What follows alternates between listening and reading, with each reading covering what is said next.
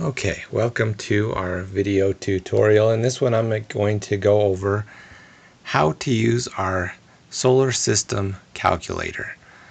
The first thing with this is we got to determine the reason why you want solar power. Here's some of the reasons. The first one is to save money with a grid tie system.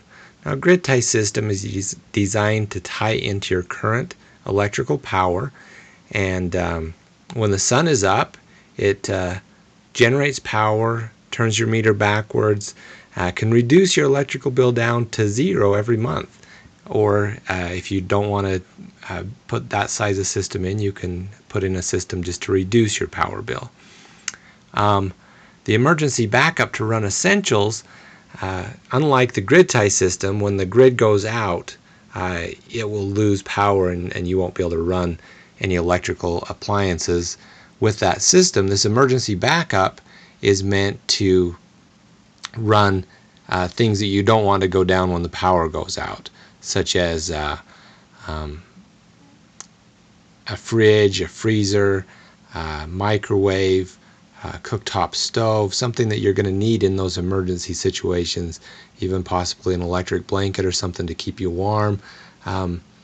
That's the idea behind that, is you want to have power when the grid is down. Now this next option down here is to save money and have power when the grid is out. It's kind of like a combination of the two. When the grid is up, it works like a grid tie system, saving you money. When the grid goes down, you have a battery backup to power your house when the grid is down. And then the last option is to be completely off the grid. With this system, a lot of people will get this if they're not very close to the electrical grid, and it's actually cheaper to install solar rather than run a power line. Other people will just choose it because they want to be totally independent of the grid, and they have their own solar off-grid system. Now I'm going to go through each one of these options and kind of explain what you need to fill out to calculate the size of your system. The first one with any of these is that you need to select a city near you. And I'm in Idaho, so I'm going to pick Boise. And what this does is, if you lived in Arizona, you'd obviously get more sunlight than if you lived, say, in Alaska or somewhere where you don't get as much sun. And so this goes through and figures out how many hours of sun on average you get in this area. So that's why you need to pick that, is it'll help you design the size of your system based on your location. The next one is your average daily watt usage. Usually this will be done using your power bill. There will be here's mine. There will be a historical data in here that can help you figure out how many kilowatt hours per day you use on average. As you can see, this is for each month of the year. And as you can see, every month is a little bit different, but all you really need to do is figure out the average. The easiest way to do this is just to kind of eyeball it up and say, okay, well, this looks like about 16 kilowatt hours on average. That's one way. It's a little more accurate if you actually took each month, took this 25 plus 35, added all these up, and divided it by 12, then you would get that a little bit more accurate number depending on how well you are eyeing that up. I eyed it up at 16. When I went through and calculated it all out, I got about 17 kilowatt hours per day. And that's the average power usage of my home uses each day. So that's what you put in here. Now that was in kilowatts, and 1 kilowatt is 1,000 watts. So you'll have to add 3 zeros to that. So 17,000 watt hours is what I use. Then you just click the calculate button and it gives you a number here. 3,333 watts is what I would need for my grid tie system. And now what this means is it's a recommended system size. So if I installed a system exactly that size and I used the same power that I used last year, it would average out to where my electrical bill would be zero every month. Well, let me explain this a little bit more here on my bill. It kind of depends on when you install it, but eventually it'll get to where you're a zero bill. For example, if I installed it here on this month, it would take off the 17 kilowatt hours, but I went up to 25. So I would still have to pay for those few kilowatt hours that the solar did not make up for. This month, the same thing. I would have to make up a little bit more. Now my power bill wouldn't be as much as it was before I installed solar, but I would still have a small electrical bill. But then when we jump down to this month, you can see that it's less than the 17, and so I would actually get a credit on that month.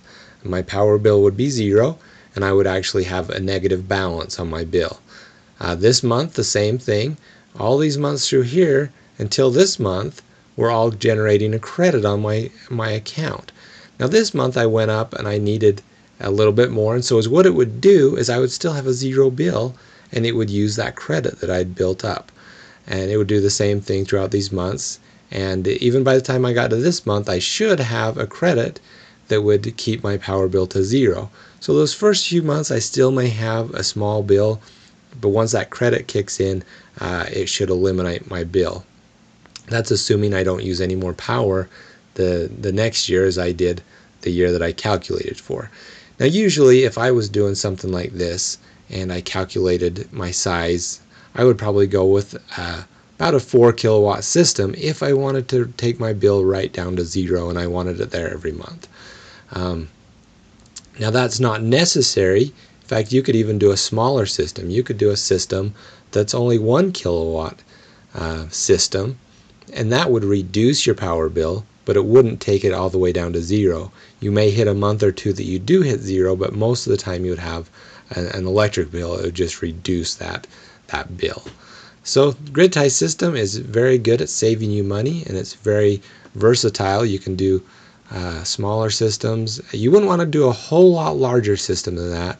Like for example, you wouldn't want to do a 10 kilowatt system with this house. It would still take your power bill down to zero, but you're just paying more for a system that you don't need. Alright, so let's go on to the next option, the emergency backup to run essentials.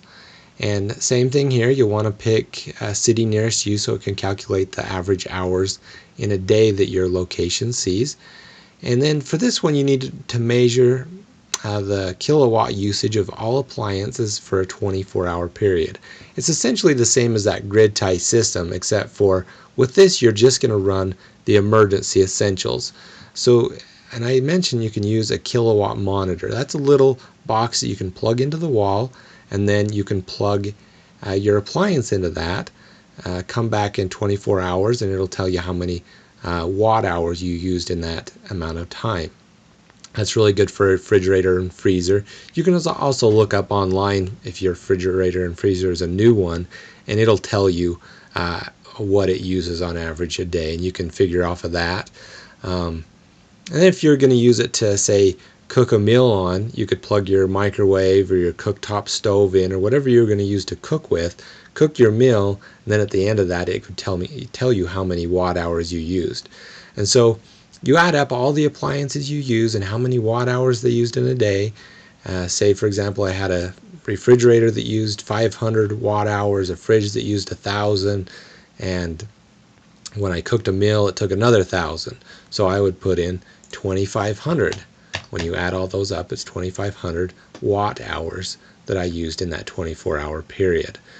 And then this one is just a little bit different. It kind of sounds almost the same, but this is actually figuring out the maximum wattage you'll be using at any one time. So if you were going to use your microwave and your cooktop stove and some lights all at the same time, you would have to look at each appliance and see how much they use and add them all up. Now if you're only going to use one at a time, say I wasn't going to use my cooktop stove at the same time as my microwave, I just got to find the biggest one and put that in there. Anyway, so add up everything you'll be using at the same time, put it in here, say it's 5,000 watts, maybe less, maybe more. Calculate that up, and we can see that for this system we need a solar panel size 588 watts. Now this has taken into account that You'll have inefficiencies in batteries and inverters and stuff like that. That's okay. This takes all that into account, and so this size should work. Now, usually if I got 588 watts, I would average it out to get a 600 watt system, just to oversize it a little bit, in case I ended up needing to use a little more than I thought when I added this up. Your battery size. This is the amount of storage you have in your battery, 7,500 watt hours. Now, a lot of times the battery will come in amp hours, so if you're running a 12 volt system, you just multiply the amp hours times 12 volts to get your watt hours of that battery, and then you'll just need to get enough batteries to get up to this 7,500 watt hours. Then the generator size obviously just has to be big enough to handle all the watts you're going to be running at the same time.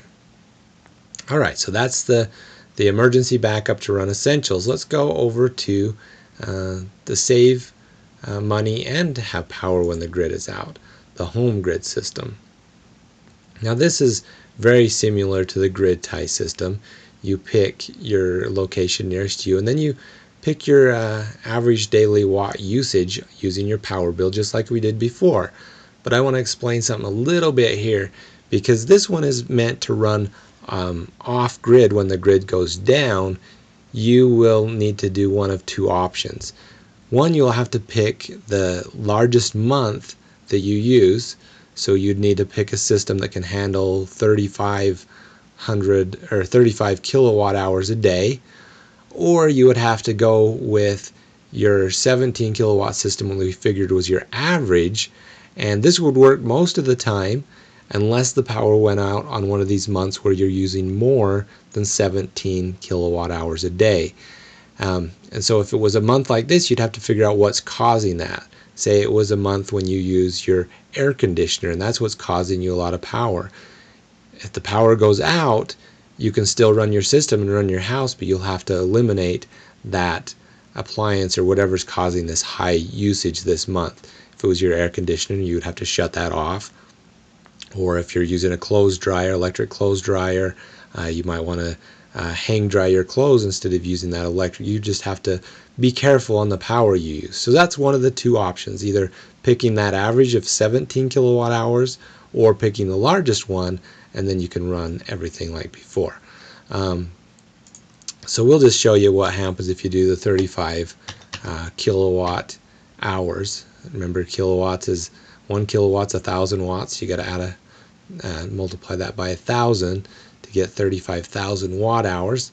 Hit calculate, and for this type of system, if I was going to do that, 6,862, I'd probably go with somewhere around a 7 kilowatt system, and then that would provide you with what you need to. That would take your electrical bill down to zero every month. It would take it well below zero. But then when the power went out, you would actually have power to run off grid. So it's a little bit more efficient if you were actually just to go as far as cost wise, because this is going to be a lot more expensive than going with a 17 kilowatt daily usage and putting in a 3.5 or 4 kilowatt system. Both would take your power bill down to zero each month, but the one would be able to provide backup power on every single month. Alright, so let's go to being completely off-grid. Now this calculations is very similar to the powering emergency essentials one, where you obviously pick the location, and then when you measure the usage of all appliances for a 24-hour period, for an off-grid house, you can't just pick those emergency essentials, because you're going to be running everything all the time off-grid. So if you have a power bill currently, you can use that to get that usage.